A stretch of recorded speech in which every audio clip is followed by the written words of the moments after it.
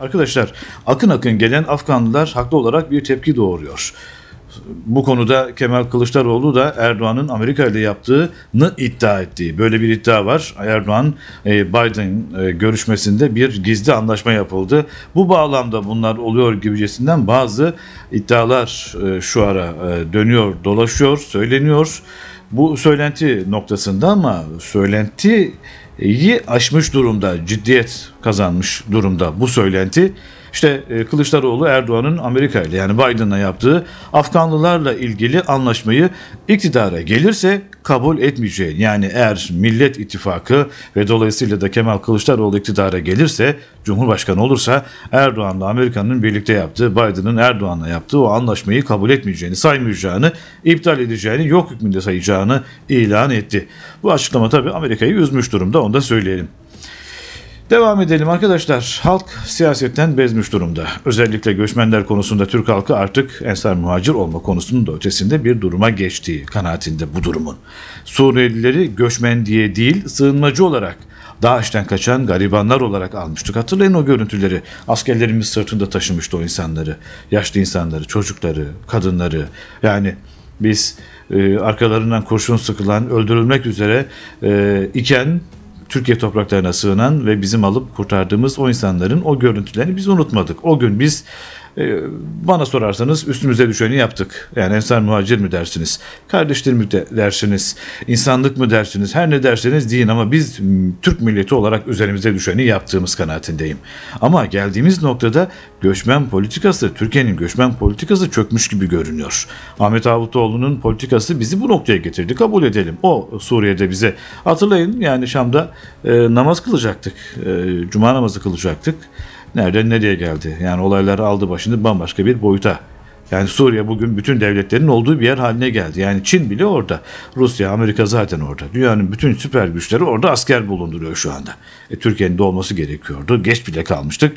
FETÖ muhabbeti derken nihayet biz ordumuzda bir temizlik yaptıktan sonra orada da gereken hamleyi yaptık. Ama ve lakin arkadaşlar, Suriye belası diyorum özür dileyerek ve üzülerek ama üzerimizde bir yük olarak kalmaya devam ediyor.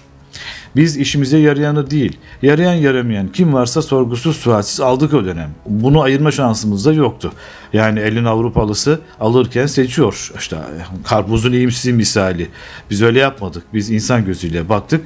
Darda dedik, zorda dedik ve kim gelirse gelsin kapımızı açtık. Ama işte burada hatalarımız olmadı mı? Büyük hatalarımız oldu. O mülteci kamplarında yaşananları hatırlayın. O insanları orada tutamadık.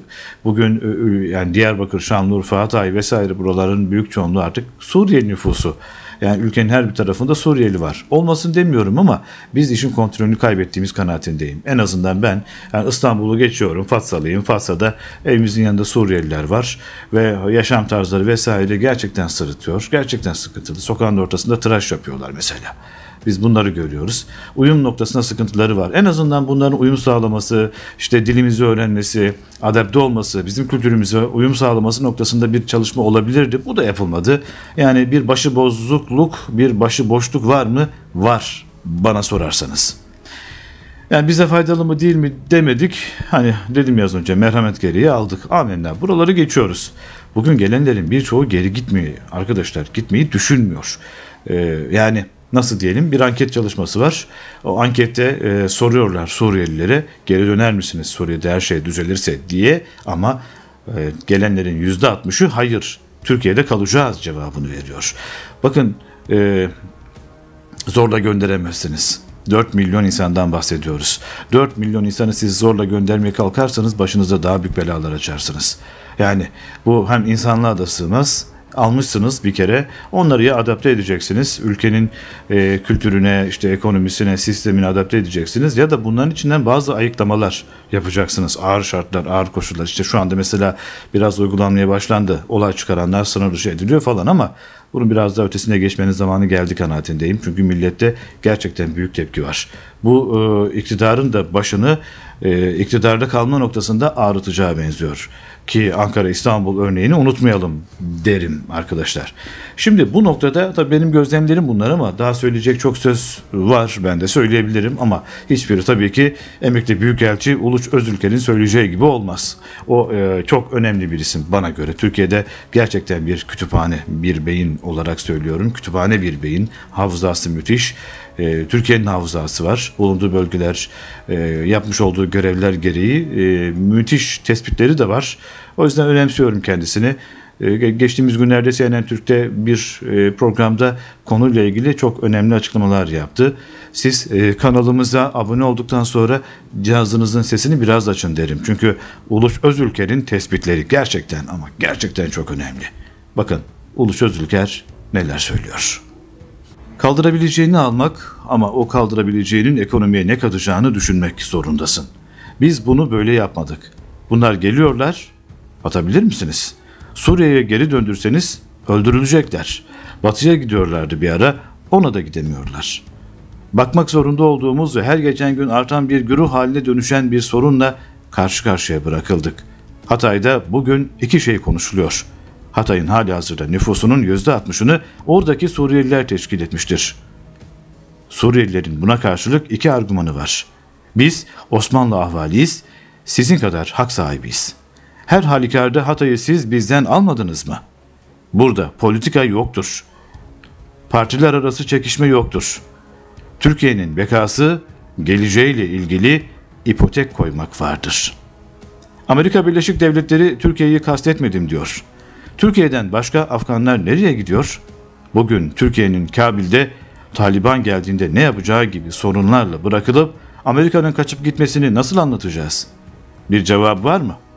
Benim Mehmet'im 1200 kişiyle Amerika'nın tüm gücüyle başa çıkamadığı bir konudan sağ salim nasıl dönecek diye düşünüyorum.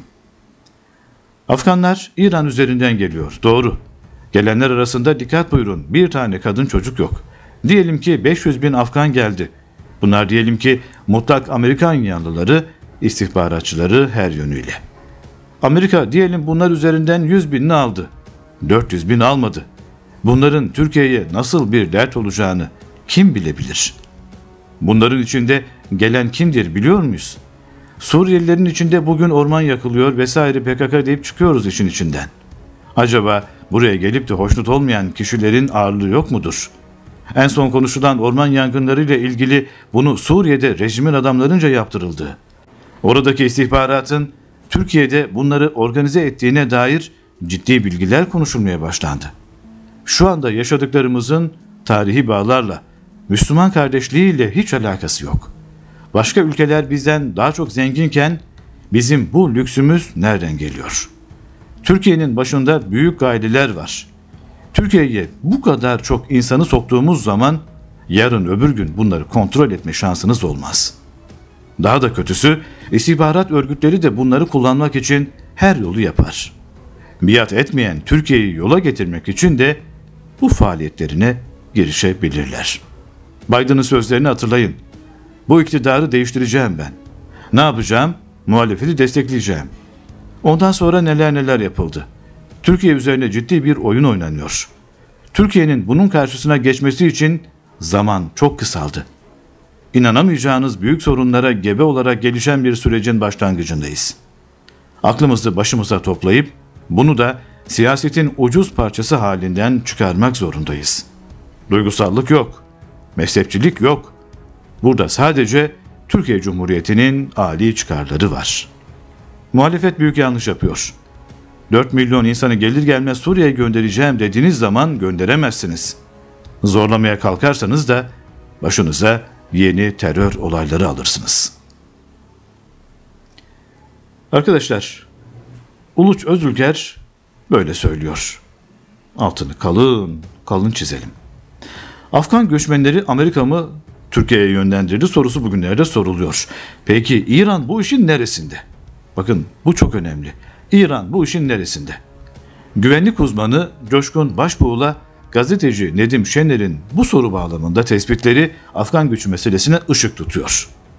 Önce Güvenlik uzmanı Coşkun Başbuğ'un açıklamasına bakalım.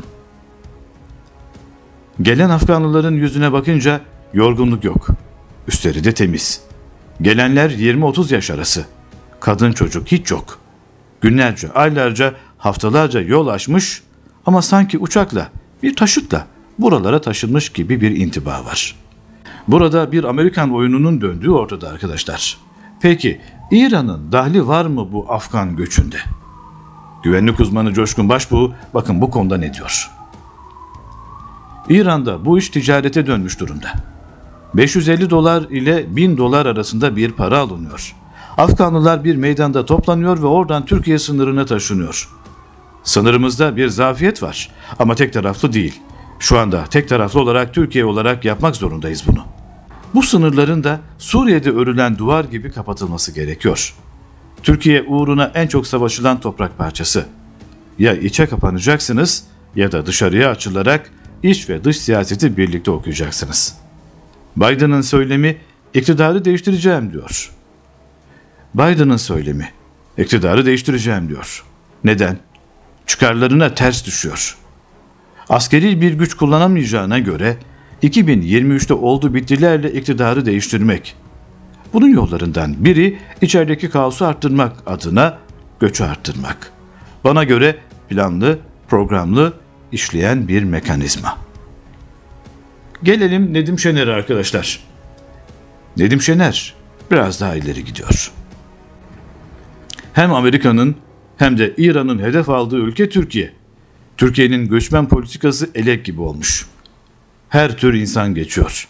Bizi dinleyen kim varsa Cumhurbaşkanı'nı uyarsın. Amerika'nın Afganistan üzerinden Türkiye Cumhuriyeti'nin geleceğine tuzak kurduğunu görsün. Biz ilk günden beri Amerika'nın Türkiye'ye Kabil havaalanı hediyesi bir kazık dedik. Türkiye'yi bir kaosun içine atmaya çalışıyorlar. Arkadaşlar, Suriye meselesi Türkiye için önce bir ensar muhacir meselesi iken bugün iktidar meselesi haline geldi. Sırf bu yüzden AK Parti'ye oy vermeyeceğini söyleyen çok sayıda AK Partili var. Ancak daha büyük bir mesele kapıda. Türkiye'nin bekası meselesi haline gelebilecek bir mesele. Afgan göçü. Görünen o ki oyun çok büyük. Hedef Erdoğan. Kanalımıza abone oldunuz mu? Kanalımıza abone olmayı, zili aktif etmeyi lütfen unutmayın. Videolarımızın YouTube linkini sosyal medya hesaplarınızdan paylaşabilir, yorum ve beğeni yaparak bize destek verebilirsiniz.